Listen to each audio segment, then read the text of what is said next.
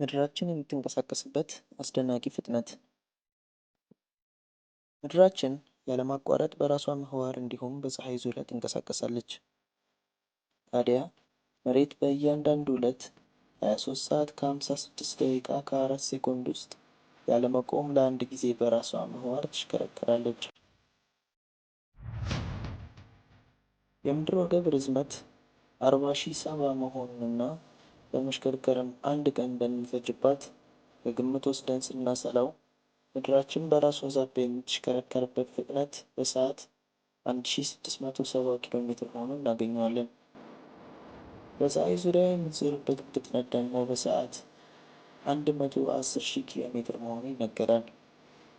ይህን ውጤት ለማግኘት ምድራችን በፀሐይ ዙሪያ የምትዞረውን ርቀት ማወቅ አስፈልጋል።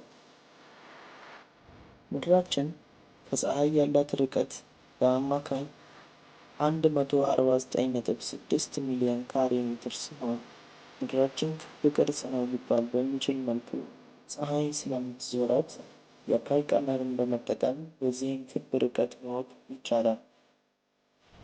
ነገሩ ከፍ ወዳለ ደረጃ ስንወስደው ደግሞ ፀሐይንም ሆነ ምድር እና ሌሎች በእርሷ ዙሪያ የሚዞሩ ፕላኔቶች የሚገኙበት ስርዓተ ፀሐያችንም እንዲሁ ይሽከረከራል።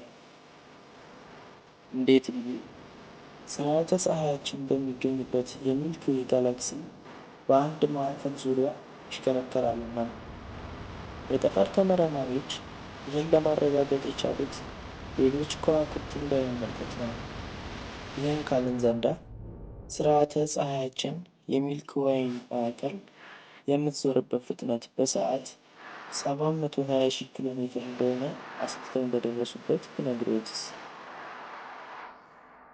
ከዚህ ሁሉ በላይ ደግሞ እርሱ ስርዓተ ፀሐያችን የሚገኝበት የሚልኪ ዌይ ጋላክሲም ከጎረቤት ጋላክሲዎች እና ሌሎች ቁሶች በሚመጣ ግፊት ሳቢያ በዩኒቨርስ ውስጥ እየተንቀሳቀሰ ስለመሆኑ ተመራማሪዎች የሌሎች ጋላክሲዎችን እንቅስቃሴ በመመልከት አውቀዋል።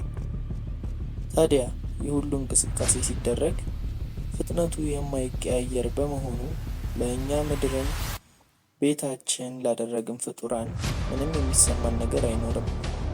እንዴት ቢሉ ይህን በንጻሬ ለማየት ያህል አንድ ሰው አውሮፕላን ውስጥ ተሳፍሯል እንበል። አውሮፕላኑ እንቅስቃሴውን ከጀመረበት የመጀመሪያው ቅጽበት አንስቶ ሰማይ ላይ ወጥቶ በሙሉ ፍጥነቱ መጓዝ እስከሚጀምር ድረስ ፍጥነቱን እየለዋወጠና እየጨመረ በመሆኑ ይህ ሰው ፍጥነቱ የሚሰማ ይሆናል።